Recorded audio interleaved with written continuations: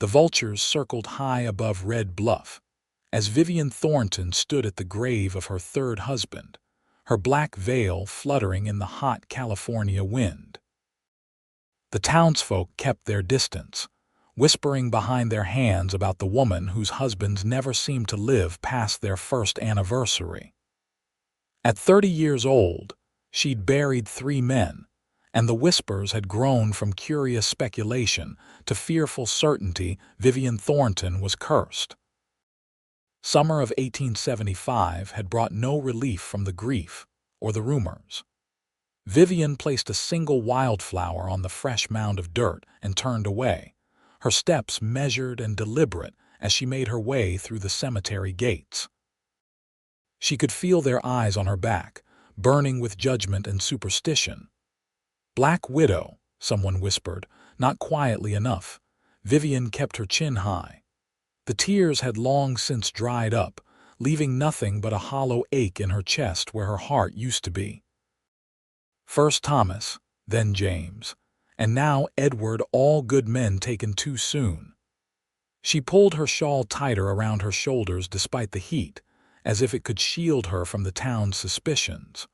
The walk back to her small house on the edge of town felt longer with each funeral. Red Bluff had once welcomed her with open arms when she'd arrived as a bright-eyed bride of 25. Now, at 30, the same streets felt hostile, the same faces closed and wary. Her house, the one Edward had built for her just 6 months ago, stood empty and silent.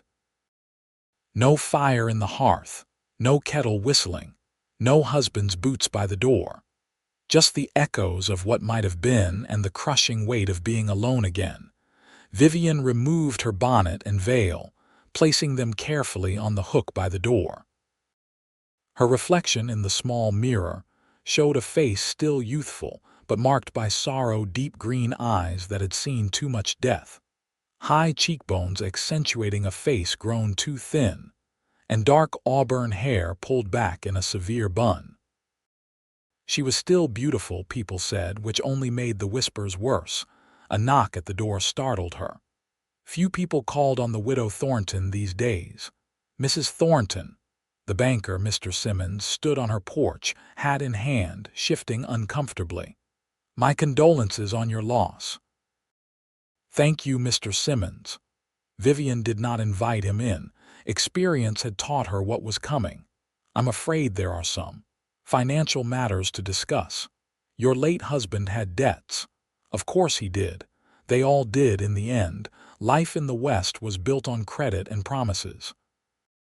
"How much time do I have?" Vivian asked, her voice steady. 2 weeks, Mrs. Thornton, I'm sorry."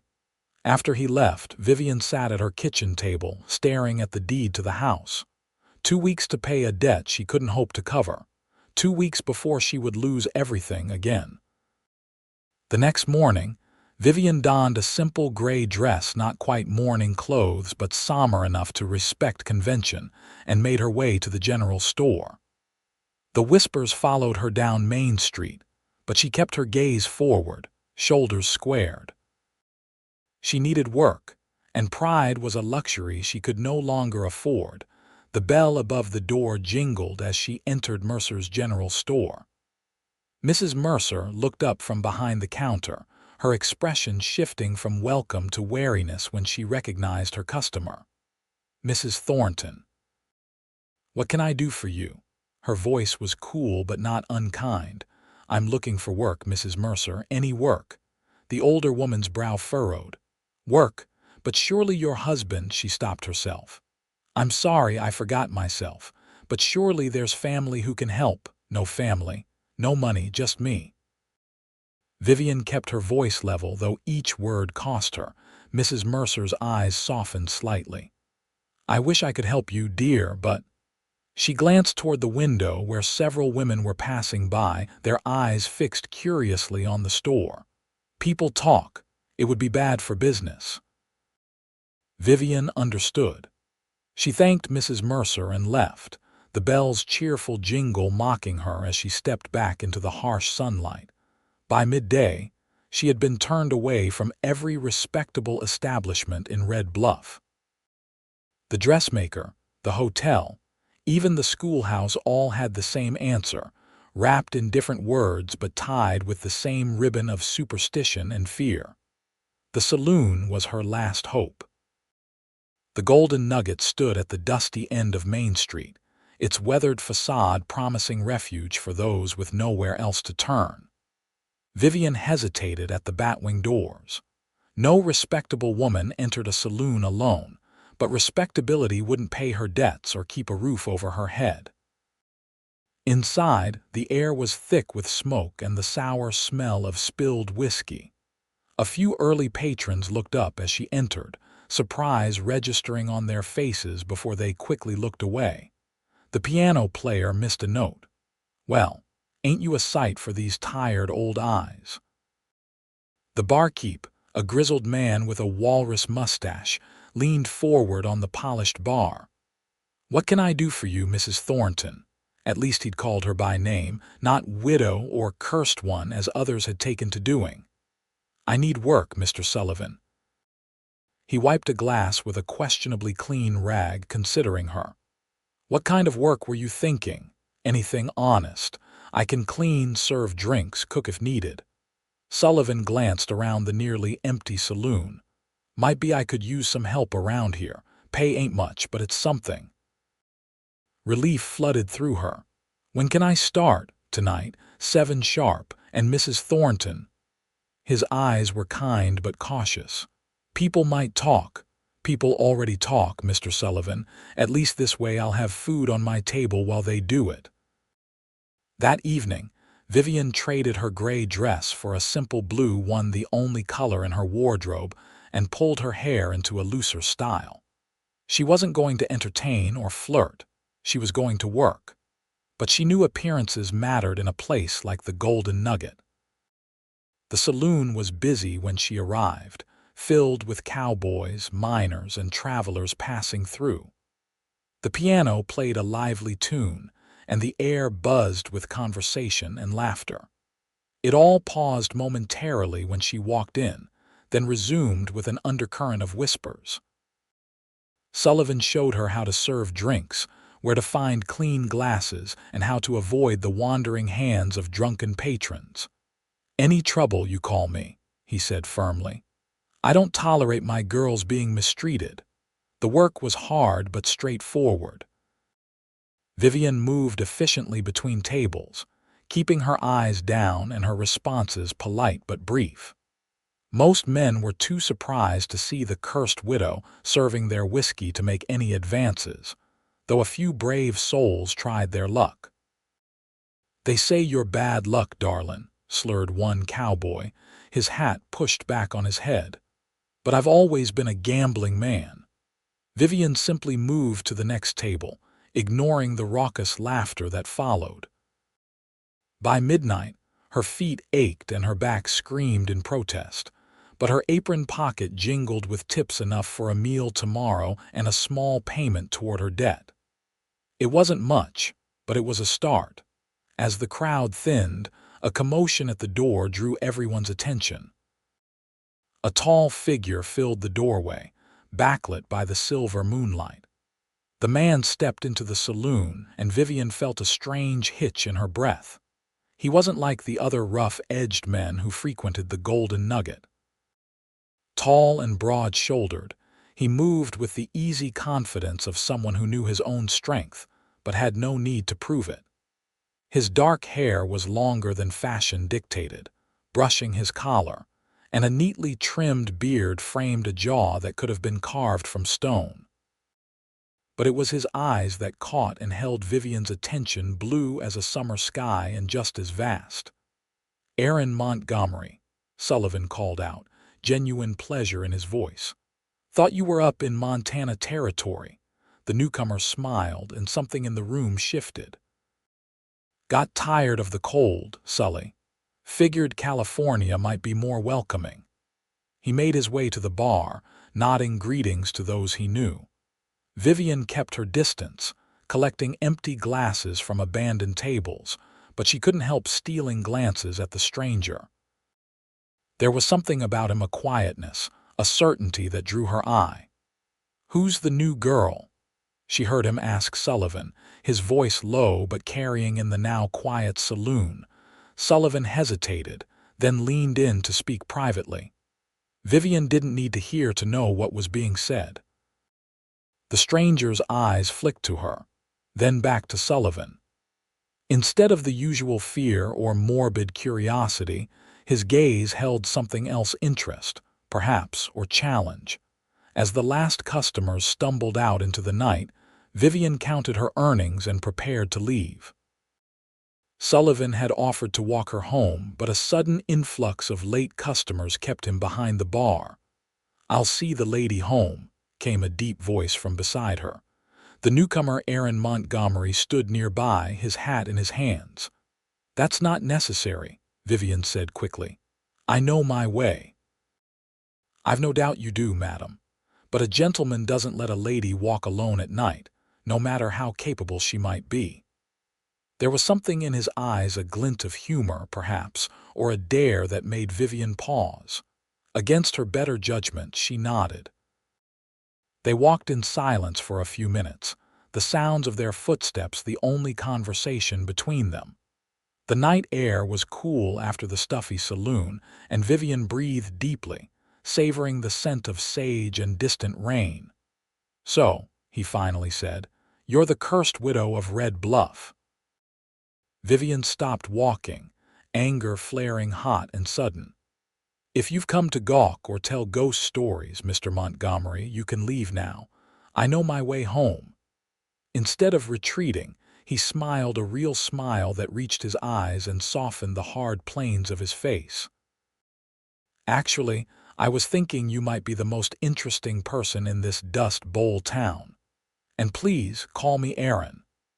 Vivian studied him, searching for the mockery or hidden cruelty in his words. Finding none, she resumed walking, slower now. "And what brings you to our Dust Bowl town, Mr. Montgomery?" "Aaron," he corrected again. "I'm looking to settle somewhere. Spent too many years drifting. Thought Red Bluff might have potential." "For what? Cattle, maybe. Got a small herd north of here, or horses." "I've always had a way with horses." They reached her small house, its dark windows a reminder of her solitude. Vivian paused at the gate, unsure of the proper farewell for such an unusual encounter. "Thank you for walking me home, Mr. Aaron." He tipped his hat. "My pleasure, Mrs. Thornton." "Vivian," she found herself saying, though she hadn't meant to. His smile widened. "Vivian." He said her name like he was tasting it, savoring the syllables. "I'll see you tomorrow night, then." Before she could respond, he turned and walked away, his tall figure soon swallowed by the darkness. Vivian stood at her gate a moment longer, a strange feeling stirring in her chest, something she hadn't felt since before Thomas died. Something that felt dangerously like hope. True to his word, Aaron Montgomery returned to the Golden Nugget the following evening, and the evening after that. He never drank to excess, rarely joined the poker games, and always walked Vivian home at the end of her shift. Their conversations gradually lengthened, stretching from the saloon to her front gate and sometimes beyond, as they stood in the moonlight talking about everything and nothing. Vivian learned that Aaron had fought for the Union in the war, then drifted west afterward, unable to settle back into the life he'd left behind. He'd been a cowboy, a horse trainer, a railway worker, and briefly a deputy in a small Wyoming town. Why Red Bluff? She asked him one night, a week after their first meeting. He considered the question, his blue eyes thoughtful. "Heard there was good land for the right price. Heard the people were decent." His gaze met hers. "Seems I heard right on at least one count." The compliment warmed her, but Vivian had grown wary of kind words. 3 husbands had taught her that charm could hide as many secrets as it revealed. "The people here aren't what you might think," she warned. "They're superstitious, quick to judge." Aaron leaned against her gate post, his hat pushed back on his head. "People are the same everywhere, Vivian. They fear what they don't understand and blame what they can't control." And you? What do you fear? The question hung between them, more intimate than she'd intended. For a moment, Aaron's easy manner slipped, revealing something deeper, more complex. Wasted time, he finally said. Living a life that doesn't matter. The next day, rumors began to circulate about the handsome cowboy who seemed immune to the curse of the widow Thornton. Some said he was a fool, others that he was bewitched. A few of the more practical townspeople wagered on how long he would survive her company. Vivian heard the whispers as she made her way to the general store, her first wages clutched tightly in her hand. She needed supplies, flour, coffee, a bit of meat if she could afford it. Mrs. Mercer's expression was carefully neutral as she measured out Vivian's modest purchases. "That Montgomery fellow's been asking about you," Mrs. Mercer said, weighing coffee beans with practiced precision. "Wanted to know your story." Vivian's hand stilled on her coin purse. "What did you tell him?" Mrs. Mercer's eyes softened slightly. "The truth, as I know it, that you've had more than your share of tragedy, that none of it was your doing." She wrapped the coffee in brown paper. "I also told him to be careful. Of me, of this town. People are watching, and not everyone wishes either of you well." As if summoned by their conversation, the door opened and Aaron stepped into the store. His presence seemed to fill the small space, drawing all eyes to him. He nodded politely to Mrs. Mercer before turning his attention to Vivian. "Mrs. Thornton, I was hoping I might find you here." His voice was formal, but his eyes held a warmth meant only for her. "I wonder if I might ask a favor." Curious whispers rippled through the store as other customers pretended to examine merchandise while straining to hear the exchange. "What kind of favor, Mr. Montgomery?" Vivian matched his formality, aware of their audience. "I've purchased some land just outside of town. I could use a woman's opinion on the house before I complete the sale." His expression gave nothing away, but Vivian sensed there was more to the request than his words suggested. The proper response would be to decline. No respectable widow rode out alone with a single man, especially one she barely knew. But Vivian had already stepped beyond the bounds of respectability by working at the saloon, and something in Aaron's steady gaze told her this was important. "I suppose I could spare an hour," she said, ignoring the shocked gasps from the women near the fabric counter. Aaron's smile was brief but genuine. "Much obliged. My wagon's outside when you're ready." The ride out of town was uncomfortable at first, with Vivian acutely aware of the distance between them on the wagon seat and the eyes that followed their departure. Aaron seemed content with silence, handling the team of horses with easy confidence as they traveled the dusty road leading north out of Red Bluff. "There is no house, is there?" Vivian finally asked when the town was well behind them. Aaron's mouth quirked in a half-smile. "There's land. And there will be a house. But no, it's not ready for a woman's opinion just yet." "Then why bring me out here?" He pulled the wagon to a stop beside a stream that cut through a meadow dotted with wildflowers. In the distance, rolling hills rose toward the mountains, the land green with early summer growth. "Because you looked like you needed to breathe," he said simply. "And because I wanted to show you this." He helped her down from the wagon, his hands strong and sure at her waist. For a moment, they stood close enough that Vivian could see the flecks of silver in his blue eyes, could smell the clean scent of soap and leather that clung to him. Aaron stepped back first, gesturing toward the meadow. "This is it, my new beginning." Vivian looked around, seeing the land through his eyes, the fertile soil, the water source, the natural shelter of the hills. It was beautiful, raw, and untamed, but full of promise. "It's wonderful," she said honestly. "But it's a lot of work for one man. I'm not afraid of work." Aaron picked up a handful of soil, letting it sift through his fingers. I spent too many years with nothing to show for my labor. This will be different. This will be mine. There was something in his voice, a certainty, a hunger that resonated with Vivian.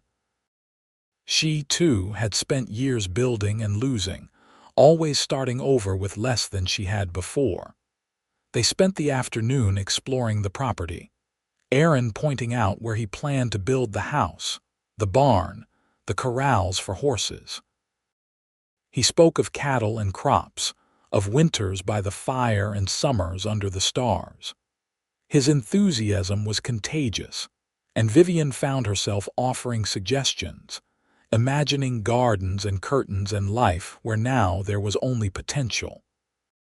"You have a good eye," Aaron said as they sat by the stream, sharing a simple lunch of bread and cheese he'd brought along. "You see what could be, not just what is." "A dangerous trait," Vivian replied, trailing her fingers in the cool water. "It leads to disappointment more often than not." Aaron studied her, his expression thoughtful. "Is that what happened with your husbands? You saw what could be and fate had other plans." The question should have angered her. It was too personal, too direct, but there was no judgment in his tone, only genuine interest. "Thomas died of fever 6 months after our wedding," Vivian said, surprising herself with her openness. "We'd barely begun our life together when it ended. James was killed in a mining accident a year later, a cave-in that took 5 other men as well. And Edward." She hesitated, the wound still fresh. "Edward's heart simply stopped. One night he was beside me, and by morning he was gone." Aaron was silent for a long moment, his eyes on the distant hills. "That's a heavy burden for anyone to carry," he finally said. "No wonder people whisper of curses." "And you?" Vivian dared to ask. "Do you believe in curses, Aaron Montgomery?" He turned to her then, his gaze direct and unflinching. "I believe in choices, not curses. I believe we make our own luck, good or bad." He reached out, his fingers brushing a strand of hair from her face with a gentleness that made her breath catch. "And I believe some things are worth risking everything for." The moment stretched between them, full of unspoken possibilities. Then Aaron stood, offering his hand to help her up. "We should head back before sunset. Wouldn't want to add fuel to the town's gossip fire." The return journey seemed shorter, their conversation easier. Aaron told stories of his travels, of the great buffalo herds he'd seen on the plains, of mountain passes so high they touched the clouds, of desert nights so clear the stars seemed close enough to touch. Vivian found herself laughing at his descriptions of the characters he'd encountered, people whose lives had intersected with his and left their mark. As they approached Red Bluff, the easy companionship of the afternoon began to fade, reality intruding on their brief escape. The town looked smaller from a distance, more confined. "Will you be at the saloon tonight?" Aaron asked as they reached the outskirts. Vivian nodded. "Mr. Sullivan's been kind enough to give me steady work. I can't afford to miss a shift." "The banker's pressing you." It wasn't a question. "2 more days before he claims the house," Vivian admitted. "I've saved some, but not nearly enough." Aaron's hands tightened on the reins. "There are other options, Vivian, other places. Running away won't change what people believe about me. Maybe not. But it would give you a fresh start, somewhere people don't look at you and see only tragedy." The idea was tempting, more tempting than Vivian wanted to admit. To leave Red Bluff behind, to go somewhere her past wasn't whispered about on every street corner. But she tried running before, after James died. It hadn't helped. The emptiness had followed her, along with the fear that perhaps the whispers were true, that she was somehow cursed. "This is my home," she said finally, "for better or worse." Aaron didn't argue, but something in his expression, a determination, a resolve, told Vivian the conversation wasn't over. He helped her down from the wagon in front of her house, his hands lingering at her waist a moment longer than necessary. "Thank you for today," Vivian said, meaning it. It was liberating. Aaron smiled, a slow curve of his lips that reached his eyes. "Freedom suits you, Vivian Thornton." He tipped his hat. "See you tonight." That evening at the Golden Nugget, something had changed. The usual crowd was there, drinking and gambling and swapping stories, but there was a tension in the air, an undercurrent of anticipation. Vivian felt eyes following her as she moved between tables, whispers cutting off as she approached. Near midnight, when the saloon was at its busiest, the banker, Mr. Simmons, entered with two other men members of the town council. They took a table in the corner, their expressions grave as they huddled in conversation, occasionally glancing in Vivian's direction. Aaron, seated at the bar, tracked their movement with narrowed eyes. When Vivian passed near him, he reached out, his fingers brushing her wrist. "Trouble brewing," he murmured. "Be careful." Before she could ask what he meant, Sullivan called her over to serve a new group of customers. As she approached their table, she recognized one of them, William Harris, Edward's former business partner. His face darkened when he saw her. "We didn't come here to be served by a witch," he said loudly, his words slurring slightly. "Ain't that right, boys?" His companions murmured agreement, their expressions hostile. Vivian began to back away, but Harris grabbed her wrist, his fingers digging painfully into her skin. "Let go of me, Mr. Harris," she said quietly, trying to keep the situation from escalating. "Or what? You'll curse me too." "Like you cursed poor Edward." His voice grew louder, drawing the attention of nearby patrons. "We all know what you are. 3 husbands dead and not a mark on any of them. That ain't natural." Vivian wrenched her arm free, but Harris stood, his chair scraping loudly on the wooden floor. "The town's been too patient with you, widow. It's time you moved on before anyone else dies." The saloon had gone silent, all eyes on the confrontation. Vivian felt the weight of their stares, the collective judgment and fear. Even Sullivan behind the bar looked uncertain, torn between protecting his employee and the mood of the crowd. "That's enough, Harris." Aaron's voice cut through the tension as he stepped forward, his stance casual but his eyes hard. "The lady's just doing her job. Leave her be." Harris turned his belligerence toward the newcomer. "This ain't your business, Montgomery. You're not even from here." "I'm making it my business." Aaron's voice remained calm, but there was an edge to it now, a warning. "Sit down and have your drink or leave. Those are your options." For a moment, it seemed Harris might back down. Then he lunged forward, swinging wildly at Aaron. The punch never landed. With a speed that belied his size, Aaron sidestepped, caught Harris's arm, and used the man's momentum to propel him face first into the bar. Harris crumpled to the floor, blood streaming from his nose. "Anyone else have something to say about Mrs. Thornton?" Aaron asked, his gaze sweeping the room. In the corner, Mr. Simmons and the council members stood, their expressions thunderous. "This isn't over," Simmons said, pointing at Vivian. "The town won't stand for this kind of trouble." After they left, dragging a semi-conscious Harris with them, the atmosphere in the saloon remained tense. Sullivan approached Vivian, his expression apologetic but firm. "I think it's best if you head home early tonight, Mrs. Thornton," he said quietly. "Just until things cool down." Vivian nodded, understanding the unspoken message. Her presence was bad for business. She untied her apron and collected her meager earnings from behind the bar, aware of the whispers and stares following her every move. Aaron was waiting for her outside, his face grim in the lamplight. "I'll walk you home." They moved through the quiet streets in silence, both lost in thought. At her gate, Vivian finally spoke. "You shouldn't have interfered. It's only made things worse. He was going to hurt you, and now the whole town will be against both of us." Vivian pushed open her gate, her shoulders slumping with the weight of what had happened. "You should leave Red Bluff, Aaron. Start fresh somewhere people don't know about this." Aaron caught her hand, his grip gentle but insistent. "Come with me." The words hung in the night air between them, a promise and a question all at once. "What?" Vivian wasn't sure she'd heard him correctly. "Come with me," he repeated, more firmly this time. "To my land. We'll build something together, something that's ours. No ghosts, no whispers, no judgments."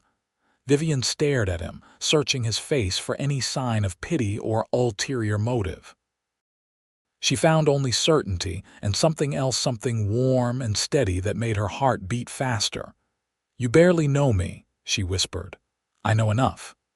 Aaron stepped closer, close enough that she could feel the warmth radiating from his body. "I know you're strong. I know you're kind, even when the world hasn't been kind to you. I know you see possibility where others see only the past." His hand came up to cup her cheek, his touch feather light. "And I know that from the moment I saw you, I couldn't look away." The confession stole Vivian's breath. It had been so long since anyone had looked at her with anything but fear or suspicion. So long since anyone had seen her, the real her, beneath the veil of rumor and tragedy. "People will say you're a fool," she warned, even as she leaned into his touch. "They'll say I'll be the death of you like the others." Aaron's smile was slow and sure. "Let them talk. I've never much cared for other people's opinions." His thumb traced the curve of her cheek. "Besides, my mother always said the fourth time's forever." The words were light, teasing, but they sent a shiver of both fear and hope through Vivian. Fourth time. The thought should have terrified her, but instead, it felt like a promise, a chance to rewrite her story. "I can't leave tomorrow," she said, making her decision. "I need to settle my affairs, what little there are." Aaron's smile widened, his eyes crinkling at the corners. "I'll wait. A day, a week, a month if that's what you need. Just say you'll come." "Yes," Vivian whispered, and it felt like the first truly free choice she'd made in years. "Yes, I'll come." He bent his head then, slowly, giving her time to pull away if she chose. Vivian didn't move, her heart hammering in her chest as his lips met hers in a kiss so gentle it brought tears to her eyes. His arms encircled her, strong and secure, and for the first time since Thomas died, Vivian felt safe. The next morning dawned bright and clear, a perfect California summer day. Vivian rose early, her mind whirling with plans and possibilities. She had precious little to pack her clothes, a few books, the silver hairbrush that had been her mother's. The rest were just things, replaceable items that held no true meaning. A knock at her door interrupted her thoughts. Expecting Aaron, she opened it with a smile that quickly faded when she saw Mr. Simmons standing on her porch, flanked by the sheriff and two other men. "Mrs. Thornton," the banker said, his voice cold, "we've come to inform you that the terms of your late husband's loan have been called in full. The bank is taking possession of this property immediately." Vivian gripped the doorframe, stunned. "You said I had 2 more days." Simmons didn't meet her eyes.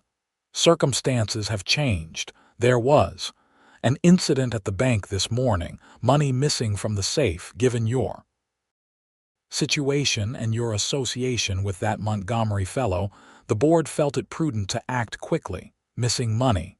Vivian's voice rose in disbelief. "And you think I had something to do with it? Or Aaron? That's absurd." The sheriff shifted uncomfortably. "Mrs. Thornton, no one's accusing you directly, but you have to admit it looks suspicious. Montgomery was seen near the bank early this morning, and now there's talk of you two leaving town together." The betrayal cut deep. Red Bluff had been her home for 5 years. She'd loved and lost here, had tried to build a life despite the tragedies. And now they were twisting circumstances to drive her out, painting her as not just cursed but criminal.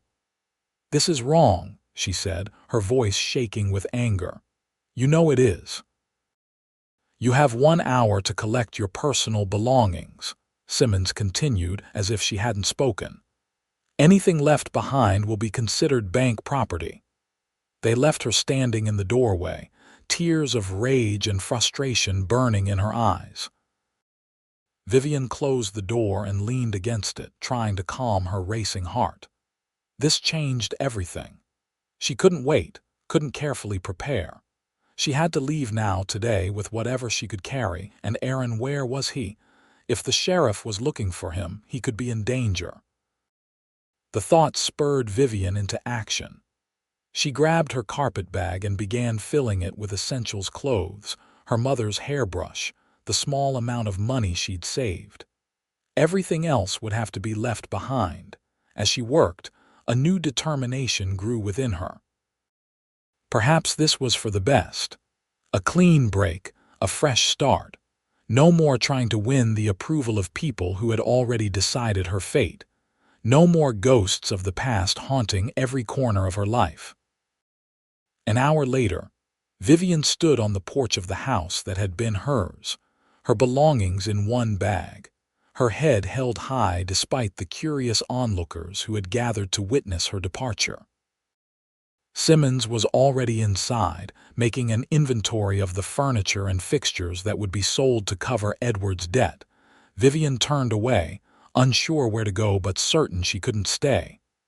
The town stretched before her, suddenly alien and unwelcoming. Where was Aaron? Had he been arrested?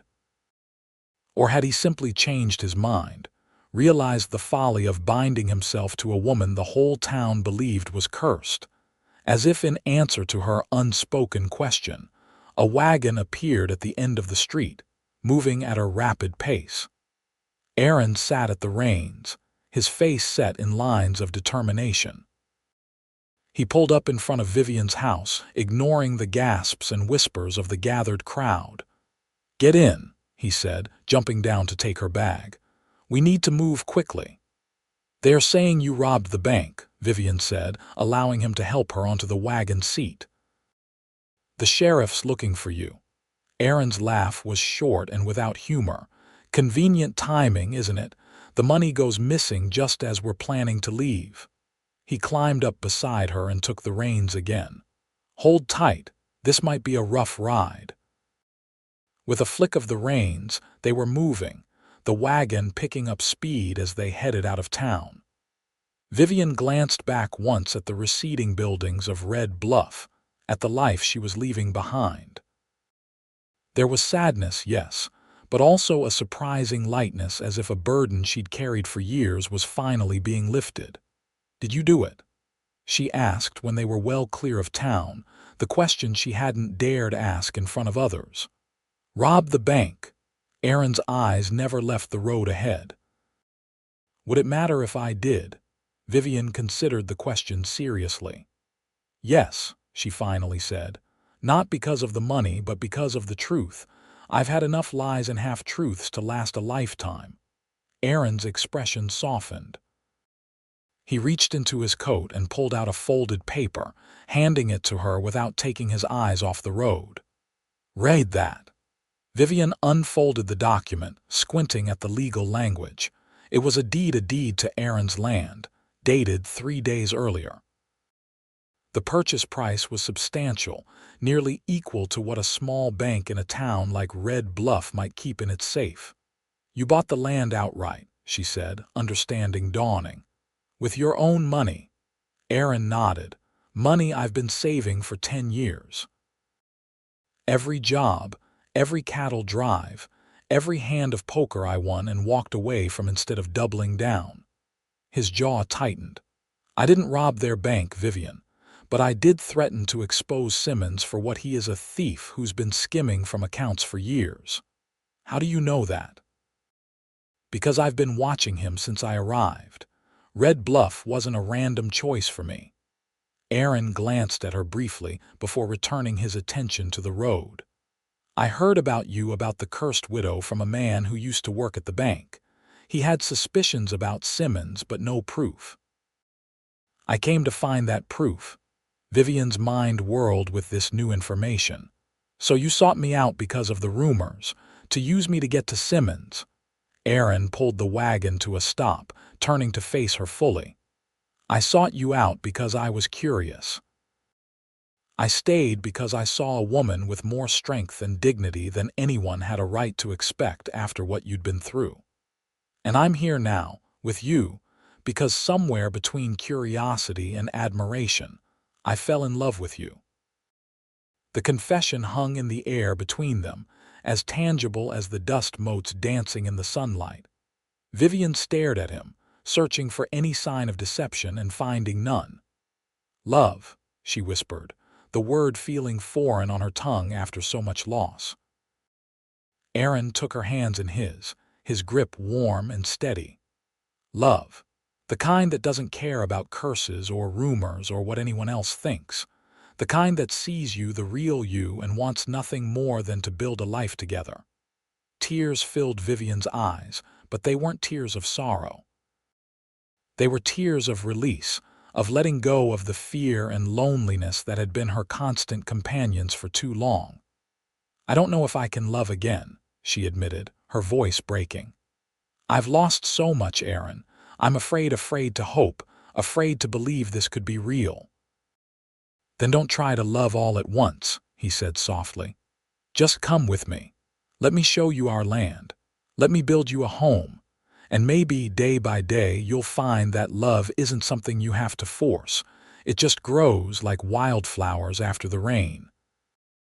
Vivian looked at the road ahead, at the unknown future it represented. Then she looked at Aaron, at his honest blue eyes, at the strength and gentleness in his face, at the hand he was offering her. A choice. A chance. Day by day, she agreed, squeezing his hand. But I want to be clear, I'm coming with you because I choose to, not because I have nowhere else to go. Aaron's smile lit his entire face. I wouldn't have it any other way. They reached Aaron's land by nightfall, the journey passing in a mixture of comfortable silence and shared stories. As the wagon crested the final hill, the valley spread before them, bathed in the golden light of sunset. It was even more beautiful than Vivian remembered, the stream catching the last rays of sun like scattered diamonds. Welcome home, Aaron said softly. There was no house yet. Just a simple cabin Aaron had constructed over the past week, one room with a sturdy roof and a stone fireplace. It was primitive compared to what Vivian had known, but as she stepped inside and saw the care Aaron had taken, the clean bedding, the small bookshelf, the wildflowers in a jar on the table, she felt a warmth that had nothing to do with the fire he quickly built. It's not much, he said, watching her face anxiously, but it's a start. We'll build the real house together exactly as you want it. Vivian turned to him, seeing the hope and uncertainty in his eyes. This brave, kind man who had risked everything for her, his reputation, his safety, perhaps even his freedom if Simmons's accusations took hold. It's perfect, she said, meaning it. It's ours. The weeks that followed were a blur of activity. Aaron had supplies delivered from a neighboring town, and together they began building their future, marking out the foundation for a proper house, planting a garden that would sustain them through the winter, constructing corrals for the horses Aaron planned to breed. Word reached them that the sheriff of Red Bluff had investigated the bank robbery and found evidence of Simmons's embezzlement. The banker had fled town before he could be arrested, taking what remained of the stolen money with him. The charges against Aaron had been dropped, though the whispers about Vivian's curse persisted. Does it bother you? Aaron asked one evening as they sat by the stream, watching the sunset paint the hills in shades of gold and purple. What they still say about you? Vivian considered the question, her fingers absently braiding a crown of wildflowers. Less than it used to. It's harder to believe in curses when every day feels like a blessing. Aaron's smile was slow and sweet. Even with all the hard work, the blisters, the sunburn, He took her hand, his thumb tracing the calluses that had formed from weeks of labor. These aren't the hands of a cursed woman. These are the hands of someone building a life. Vivian leaned against his shoulder, a contentment she'd thought lost forever settling deep in her bones. Our life. Our life, he agreed, pressing a kiss to her temple. As summer gave way to fall, the house took shape, a solid, two-story structure with wide windows to catch the light and a wraparound porch where they could sit and watch the sunset. Aaron brought in a small herd of cattle and 6 breeding mares, the beginning of the ranch he'd envisioned. And something else took shape as well, something between Vivian and Aaron that grew stronger with each passing day. It wasn't the desperate, consuming love she'd known with Thomas, nor the comfortable affection she'd shared with James, nor the quiet companionship she'd had with Edward. It was something entirely new, built on shared labor and laughter, on trust and truth, on choosing each other every morning and every night. One crisp October evening, as they sat on their newly completed porch, Aaron took Vivian's hand in his. "There's something I've been wanting to ask you," he said, his voice unusually serious. Vivian felt a flutter of nervousness. Despite the life they were building together, they had never formally defined what they were to each other. Friends, certainly. Partners in this venture, yes. But the other word, the one that whispered in her heart when Aaron smiled at her across the dinner table or worked beside her in the garden, that word had remained unspoken. "Ask then," she said, trying to keep her voice light. Aaron reached into his pocket and pulled out a small wooden box. "I made this," he said, opening it to reveal a ring, a simple gold band set with a small, perfect emerald that caught the last light of day. "Like our house, like our land, like everything we're building here, it's not fancy, but it's real, and it's yours if you want it." Vivian stared at the ring, her heart pounding. "Aaron, I know what people will say," he continued, his eyes never leaving her face. "They'll say I'm tempting fate, that I'll be the fourth to die, but I don't believe that, Vivian. I believe in us, in what we've built here, in what we can become together." He took the ring from its box and held it out to her. "Vivian Thornton, will you marry me? Will you be my wife, my partner, the mother of my children? Will you grow old with me on this land that's ours?" Tears blurred Vivian's vision, but they were tears of joy, not sorrow. The fear that had been her constant companion for so long was still there, a whisper in the back of her mind warning of loss and pain. But louder than that whisper was the certainty that this man, this moment, this choice was right. "Yes," she said, her voice steady despite the tears. "Yes to all of it." Aaron slipped the ring onto her finger, then cupped her face in his hands and kissed her a kiss that held all the promise of the future they would build together. They were married 2 weeks later in the small church of the neighboring town, with only the minister and his wife as witnesses. Vivian wore a dress of deep green that matched her eyes and the emerald on her finger. Aaron wore a new suit, his usually unruly hair tamed for the occasion. Their vows were simple but heartfelt, promises made not in the flush of new love but in the steady certainty of chosen commitment. As they drove back to their ranch that evening, now husband and wife in the eyes of God and the law, Vivian felt a peace she'd thought lost forever. The land stretched before them, their home a welcoming light in the gathering dusk. "Are you happy?" Aaron asked, his hand finding hers on the wagon seat. Vivian looked at him, at the man who had seen past her reputation to the woman beneath, who had offered her not just shelter but partnership, not just safety but joy. "More than I ever thought possible," she answered truthfully. "And you?" "No regrets about tying yourself to the cursed widow of Red Bluff." Aaron's laugh was warm in the cool evening air. "The only curse I see is that I didn't find you sooner." He squeezed her hand. "Besides, I told you 4 times forever." The years that followed proved Aaron right. Their ranch prospered under their joint care. The house became a home filled with warmth and laughter, and the whispers of curses faded like morning mist in the sun. In the spring of their second year together, Vivian gave birth to a son they named Samuel, after Aaron's father. 2 years later, a daughter joined their family, Elizabeth, with her mother's green eyes and her father's determined spirit. And in the winter of their 6th year, twins completed their family, Michael and Grace, arriving in a snowstorm that kept the doctor from reaching them in time, delivered safely by Aaron's steady hands. Through it all, through childbirth and drought, through successful harvests and failed crops, through the ordinary trials and triumphs of building a life together, Aaron remained by Vivian's side. Each year that passed was another testament to the truth of his words on that dusty street in Red Bluff. 4th times forever.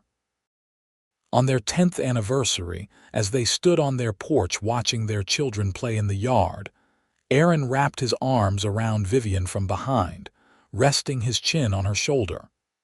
"Any regrets?" he asked, the question he posed on every anniversary, a ritual between them. Vivian leaned back into his embrace, her hands covering his where they rested on her waist. "Not one," she answered, as she always did. "And you?" Aaron turned her in his arms, his blue eyes as clear and honest as the day they'd met. There were a few more lines at the corners now, a touch of silver at his temples, but the love in his gaze was unchanged, steady and sure as the land beneath their feet. "Only that there aren't more hours in the day to love you," he said, the words familiar but no less true for their repetition. As the sun set over the hills they'd made their own, casting long shadows across the valley that had witnessed their joy and struggles, their triumphs and tears, Vivian stood in the circle of her husband's arms and knew that some things were stronger than rumor, than fear, than even death itself. Love, choice, the courage to begin again. And as Aaron's lips found hers in a kiss as sweet as their first, Vivian silently thanked whatever fate or providence had brought this man into her life. This man who had seen past the veil of suspicion and sorrow to the woman beneath. This man who had offered her not rescue but partnership, not escape but home. 4th times forever, he had promised, and forever it would be. 20 years later, the ranch that had begun as a dream was a thriving reality.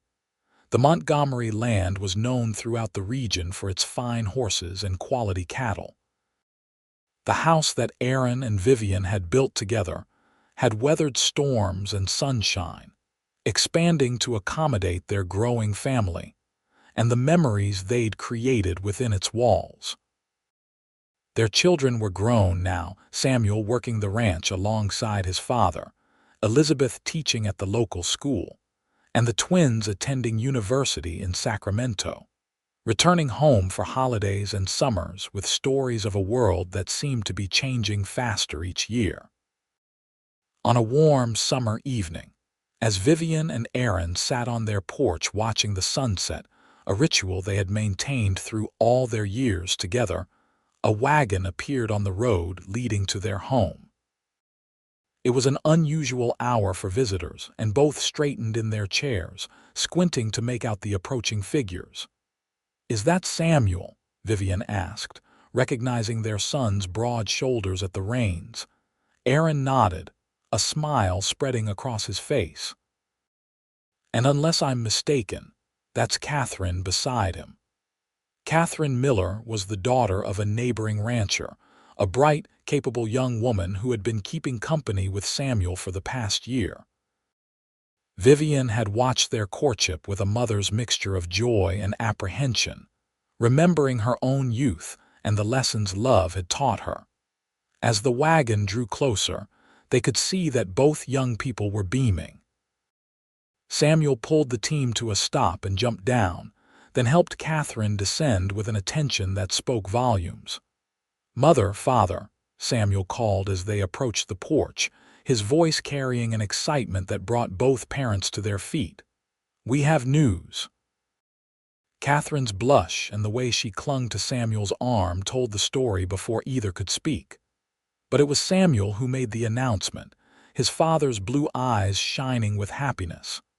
"We're getting married," he said, the words bursting from him like water from a spring. "Next month, before harvest." We didn't want to wait. Vivian embraced the young woman who would soon be her daughter-in-law, feeling the circle of life continuing, the patterns of love and commitment renewing themselves in the next generation. "Welcome to the family," she said warmly. "Though you've been part of it in our hearts for some time now." Aaron clapped his son on the shoulder, pride evident in every line of his face. "Congratulations, son. You've chosen well." As they celebrated with a hastily assembled dinner, making plans for the wedding and listening to the young couple's hopes for their future, Vivian felt a deep contentment. This was what they had built, not just a ranch, not just a home, but a legacy of love that would continue long after they were gone. Later that night, as she and Aaron prepared for bed, Vivian found herself thinking of Red Bluff, of the life she had left behind so many years ago. The memories had lost their sting, faded by time and happiness to mere shadows of what once had been. "What are you thinking?" Aaron asked, coming to stand behind her as she brushed her hair, still auburn but now streaked with silver, at the dressing table he had crafted for her on their 5th anniversary. "About beginnings," she said, meeting his eyes in the mirror, "and how they can come from endings." Aaron's hands came to rest on her shoulders, warm and familiar. "Thinking of Samuel, partly." Vivian set down her brush and turned to face him. "But also of us, of how what seemed like the end of everything in Red Bluff was really just the beginning." Aaron smiled, the lines at the corners of his eyes deepening. They were in their 50s now, no longer young but still strong, still vital, still deeply in love. "The best beginning," he said, taking her hands and drawing her to her feet. "The beginning of forever."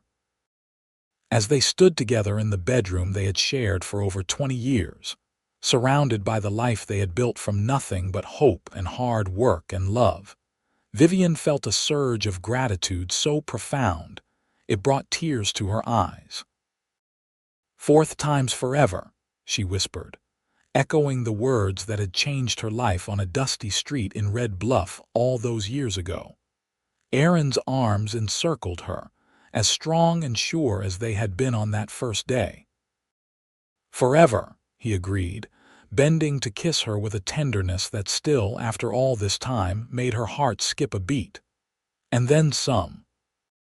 And as the stars wheeled overhead and their ranch slumbered in the quiet night, Vivian knew that some promises were meant to be kept not just for a lifetime, but for all the lifetimes to come, as their love lived on in their children, and their children's children.